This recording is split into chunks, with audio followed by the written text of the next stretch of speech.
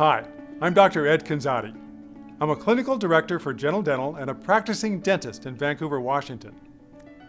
Oral health affects not just our teeth and appearance, but can have an impact on heart disease, diabetes, cancer, infectious disease, birth complications, and much more. At General Dental, we understand the impact oral health has on overall health, and we take a complete health dentistry approach to care. You'll understand why after viewing this segment on how oral health affects your overall health.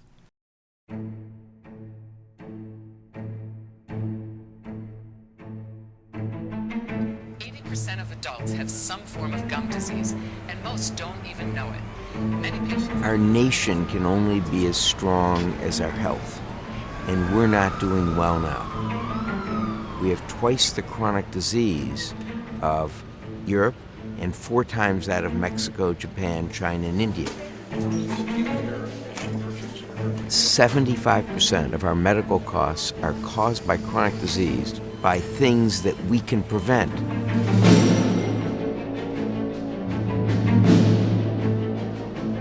We know how to prevent 75% of chronic disease right now, but we don't do it.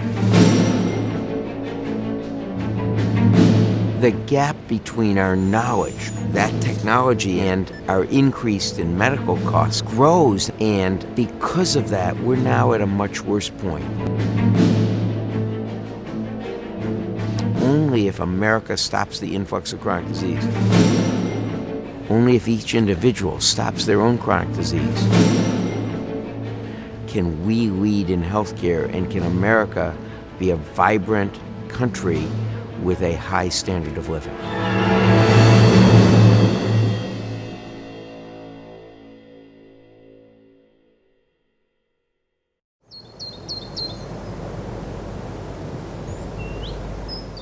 To have true healthcare reform and not health financing reform, we really need to help people create health. The reason for the spiraling healthcare cost is not because of irresponsible insurance companies. The healthcare costs are rising because we've got a lot of unhealthy people. To cause a clot and block. I'm currently on the board of directors of the American Academy of Private Physicians.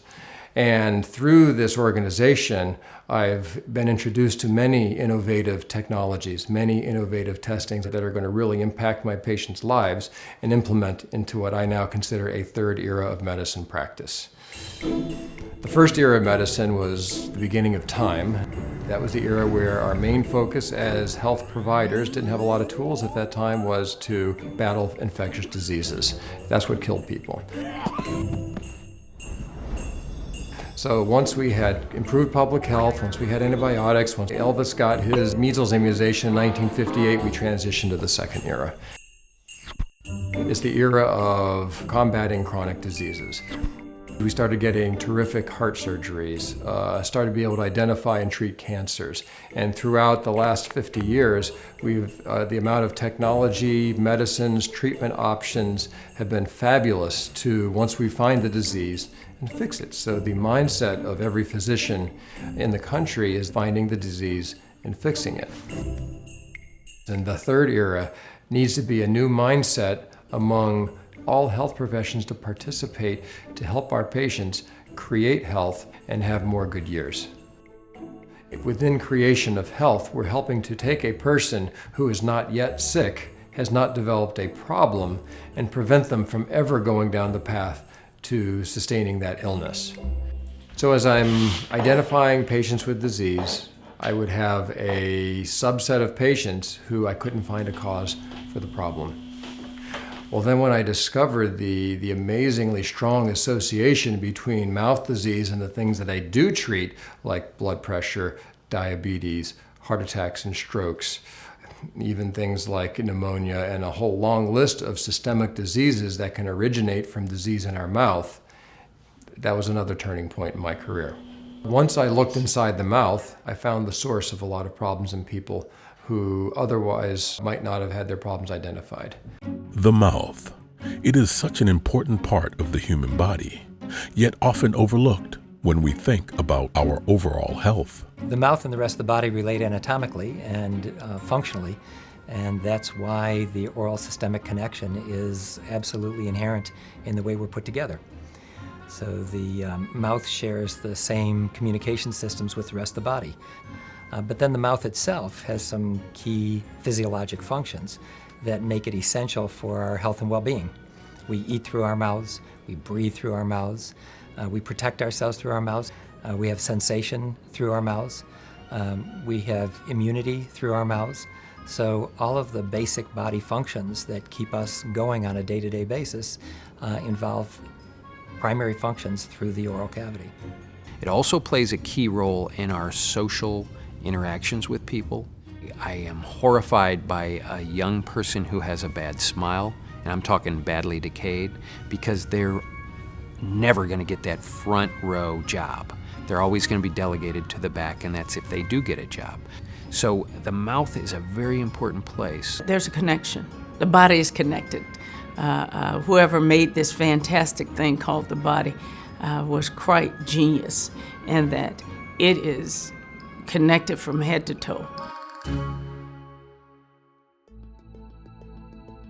From a disease standpoint, when we have different situations in the mouth, we respond, our body responds with inflammation, and that's where we start the inflammatory cascade that's affecting most of these inflammatory diseases. I want you to think about this. Inflammation, and there's a concept called inflammatory burden. When you get more inflammation in your system, the accumulation of that will have a tipping point where you tend to have inflammatory disease. Inflammatory diseases are heart attacks, strokes, diabetes, rheumatoid arthritis, various cancers, kidney disease, pancreatic cancer. The list goes on and on and on. We're in a state of chronic inflammation, and that's the basis for every disease that everyone has. It's the basis for cardiovascular disease. It's the basis for cancer.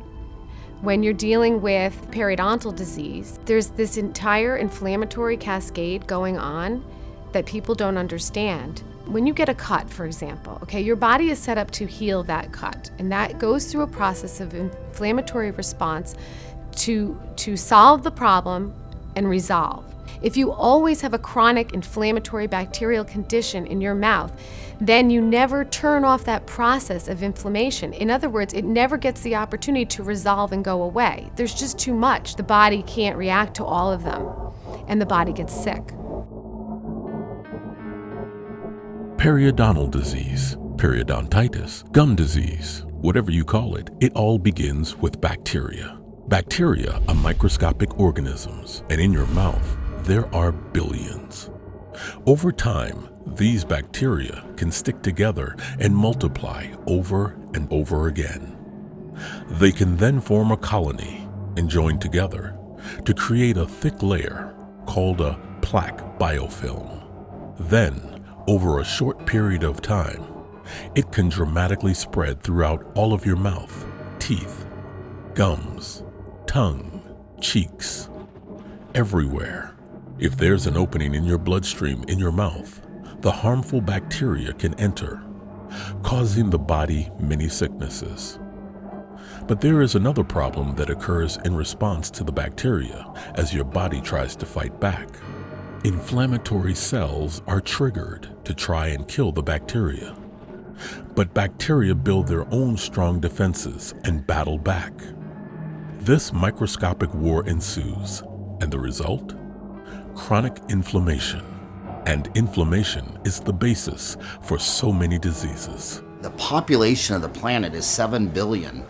A nickel, the volume of a U.S. nickel is a cc. A cc of spit has more bacteria than the population of Earth. It's got about 8 billion bacteria and a nickel's worth of saliva. So bacteria is basically a foreign organism that comes into our body and attacks our body and causes disease. And that can be picked up from a door handle, or I've, strangely enough, had a couple of patients who have had periodontal disease transmission from their dogs, from feeding them treats and not washing their hands afterwards and eating, or letting their dogs kiss them. So when you were growing up and your mom would say, don't drink after your brother, or don't share that popsicle with your friend down the street, you're gonna get germs, or go wash your hands, you were just outside and you might have germs. those germs are the bacteria that then can go into your mouth and set up infection. So we say to the dental patient, you have an infection in your gums. The total area of your gums is about the size of the palm of your hand. If you looked at the palm of your hand and you saw an open wound the size of the palm of your hand, would you just decide not to do anything about it? And yet people are choosing every day not to address the infection in their mouths. People think that it's normal that when they brush their teeth, their gums bleed. And I don't know where they came up with that. If there's a little blood in the sink, it means they've got a problem. The bacteria that cause inflammation in the mouth will typically cause inflammation in the rest of the body. Yet if there's a little inflammation between the teeth, it means that there's a problem where those high-risk bacteria may be getting into their bloodstream and cause any one of the many systemic diseases that can originate from bacteria in the mouth. Hi, this is Dr. Ed Canzati again. I hope you learned something from this segment. It's clear that oral health has a direct impact on many health conditions. At Gentle Dental, we have taken this message to heart and recognize the role that our dentists and hygienists play in helping our patients maximize their overall well-being. That's why we give our clinicians additional training in comprehensive exams designed to screen for signs of underlying health conditions, including oral cancer, heart disease, and diabetes. While this is not a replacement for a medical exam, the fact that we typically see patients more often than they see their physician puts us in a unique position to help identify potential early signs of underlying problems. We at Gentle Dental embrace the complete health dentistry approach to care and hope you do too. For more information on Gentle Dental, visit www.gentle1.com or call us at 855-GENTLE7. Thank you.